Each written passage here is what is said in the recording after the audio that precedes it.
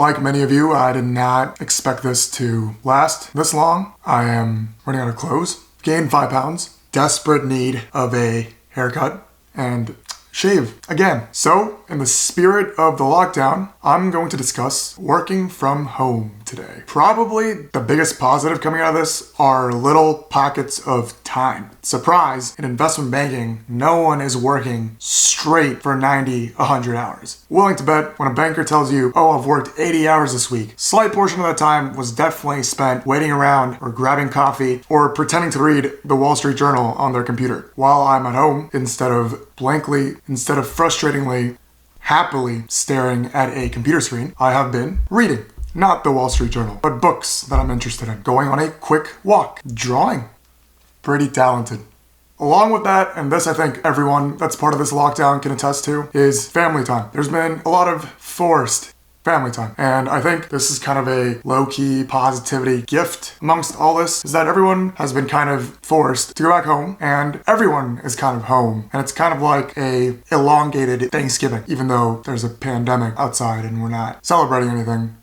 But family is good. Casual work relationships. Don't get me wrong, banking is still very professional, especially between someone that's lower in role and higher in role. There's definitely the hierarchy dynamic still existing. But I think through Zoom conferences, people wearing more casual clothes on calls, people showing a part of their homes during these face-to-face conversations, and the lack of the company infrastructure setting that hierarchy in place, people seem to be more casual in conversation, happy to talk more about their daily lives, what they're up to, and naturally, every conversation begins with, have you been staying healthy? How's your family doing? What have you been doing with the free time? I like that. I feel like more and more I'm realizing people at work are just people. This last point probably varies company by company, and I also don't want to undermine all the troubles that everyone is having recently with jobs, future jobs, recruitment, hiring, and companies as a whole. These are very troubling times, and I hope to cover my thoughts on the economic impact in a future video. But personally, in my point of view, I think there's been a bit more transparency at my workplace because there is no, oh, I'm gonna organically run into you and deliver you some news. There's been a lot of email communication. There's been a lot of weekly meetings. I've even had weekly check-ins with my managing director. This is not to serve as any form of forced optimism for my firm. I am fully aware that many companies are probably not doing their best in communication and suddenly cutting people. I've been enjoying the over-communication. As someone who is more skeptical than not, I think it's good. It's not all fun and games though. I think the biggest issue, and this is not just about work from home, but coronavirus as a whole, is the uncertainty. When something of the scale of a pandemic occurs, it disturbs, confuses, conflicts everything. And when things were in motion, now it's diverted. I no longer necessarily do the day-to-day work that I've been used to doing because the economy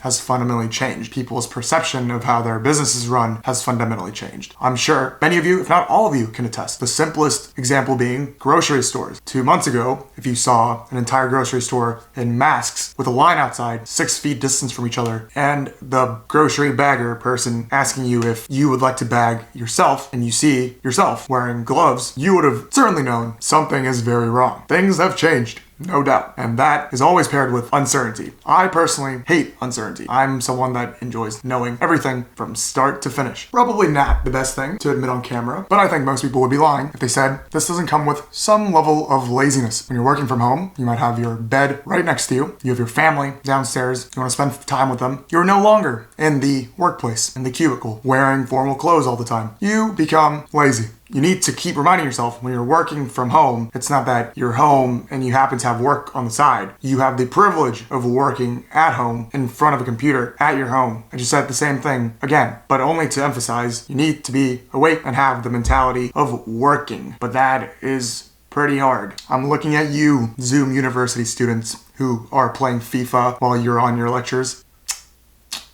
Working off the VPN sucks. Connection slow, everybody's on it now. In banking, we manage a lot of data all the time, so whenever you open something off the VPN, it takes hours.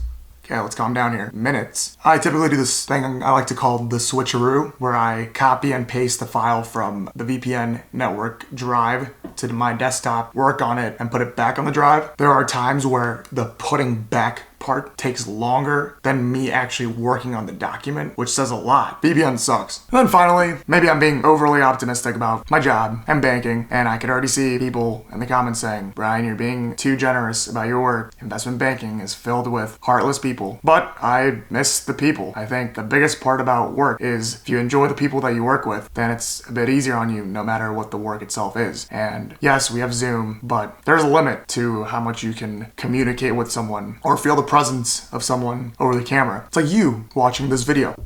I think as an extrovert, it's definitely been hard. Obviously, a very minor complaint compared to the big issues that are occurring in this world right now. Completely understand that. But if I had to pick a negative of this is the lack of human interaction face to face. I'm trying to be more of a hopeful person lately. A couple things that I hope that we gain coming out of this. Number one, to be grateful just in general of the ability to meet people, the ability to go out, the ability to go to a place we call work, the ability to separate work from home. Second, and almost opposing my first point, I hope work from home becomes more of a given rather than a privilege. If you have a day that you know for a fact you can be more productive at home or you don't necessarily need to go to work, I hope companies are more willing to let employees work from home and with that enhance the infrastructure in place to work from home. And three, and I guess a bit of a political I hope we're more prepared, just in general, for another one of these pandemics. And hopefully by being more prepared, we don't come to this level of extremism, but somewhat very controversial. But I think this is letting us learn